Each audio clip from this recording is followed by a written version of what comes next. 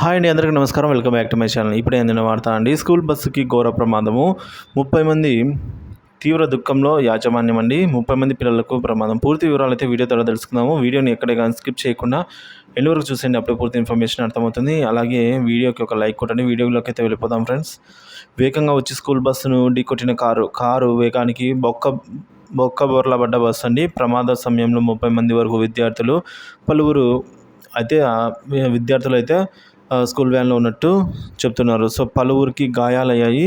హన్మకొండలో అయితే యాక్సిడెంట్ అయితే జరగడం చోటు చేసుకుంది. సో ఈ వీడియో ఈ మేరకు వైరల్ అవుతుంది. అతి వేగంగా నిండు ప్రాణాలను బలికొంటున్నదని చెప్తున్నారు ఈ యాక్సిడెంట్.